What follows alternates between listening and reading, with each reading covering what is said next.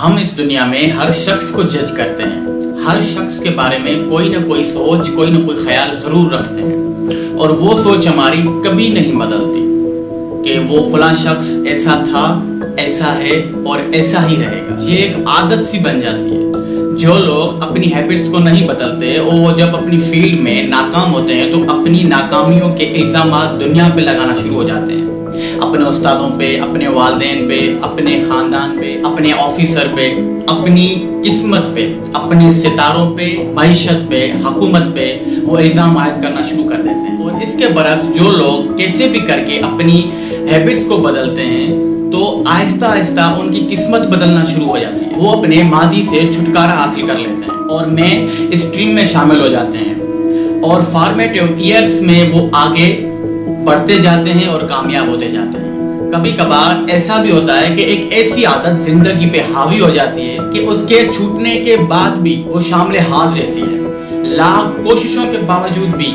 वो पीछा छोड़ने का नाम तक नहीं लेती। वो इतनी गहरी आदत बन जाती है जिंदगी में। हो सकता है इस तरह की बहुत सारी आदतें हों जिनसे हम छुटकारा हासिल करना चाह रहे हैं। तो इससे मिलता जुलता मुझे एक वाकया याद आया। चार्ल्स राइटर ने अपनी एक किताब में एक कैदी के बारे में लिखा कि कितने ही सालों से एक कैदी एक कार कोठरी में बंद रहा। जब उसके मुकर्रर सजा का वक्त खत्म हुआ तो उस शख्स को आजाद किया गया। उस शख्स को उस कार कोठरी से निकालकर खुले आसमान के नीचे लाया गया। कुछ देर बाद वो शख्स इधर उधर देखकर आजादी से इतना ज्यादा खौफजदा हुआ कि मिन्नतें करने लगा कि मुझे वापस उस कार कोठरी में डाल दिया जाए, क्योंकि उसकी अंधेरे में रहना एक आदत बन चुकी थी और वो आदत उसकी इतनी ज्यादा जिंदगी पे हावी हो चुकी थी कि उसे आजादी की नेमत और सुकून से ज्यादा कार कोठरी और जंजीरें बेहतर लगी। तो इसी तरह आज के मौजूदा हालात के जो कैदी हैं उनके भी साथ यही मामला पेश आ रहा है कि जब वो जेल की हवा खा चुके होते हैं तो उनकी वो आदत बन चुकी है, तो रिहाई के बाद फिर जाकर वो कोई ना कोई गुनाह करते हैं और जेल में आ जाते हैं। ये उनकी एक आदत बन जाती है। ये बात हमेशा याद रखिएगा कि आदत चाहे अच्छी हो चाहे बुरी हो वो मजबूत जरूर होती है। तो यहाँ पे एक अमूमन एक सवाल पैदा होता है कि आदतों को बदलना मुश्किल क्यों है। यहाँ पे यह सवाल नहीं कि आदतों को कैसे बदला जाए। इस सवाल का जवाब आपके पास मौजूद होगा। वो आपको मालूम है कि वो कौन सी आदतें जो आप अपने अंदर से दूर करना चाहते हैं, अपने आप से दूर करना चाहते हैं। हो सकता है उसका हल भी आपको मालूम हो। तो बहुत सारे राइटर्स ने बहुत सारी किताबें लिखी। किसी ने 5 उसूल, किसी ने 10 उसूल, किसी ने बहुत सारी टिप्सें बता दी हैं कि किस तरह आदतों को बदला जाए।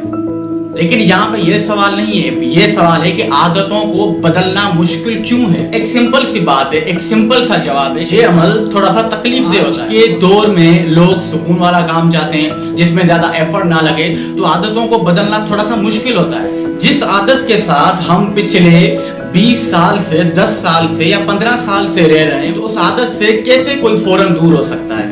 तो दोस्तों, अगर आपको इसका हल मालूम है तो फौरन से उसे अप्लाई करें अपनी जिंदगी पे, देर मत कीजिए। अगर आपको इसका हल मालूम नहीं तो तलाश करें, ढूंढिए उन लोगों को जो आपकी रहनुमाई करें। बुक्स में जाके ढूंढिए, दुनिया में जाके ढूंढिए कि इस चीज का आपके पास क्या हल होगा, ताकि आप एक अजीम इंसान बन सकें और अच्छे इखलाक के मालिक भी। तो अल्लामा इकबाल ने भी फरमा दिया, खुदी को कर बुलंद इतना कि हर तकदीर से पहले खुदा बंदे से खुद पूछे कि बता तेरी रजा क्या है।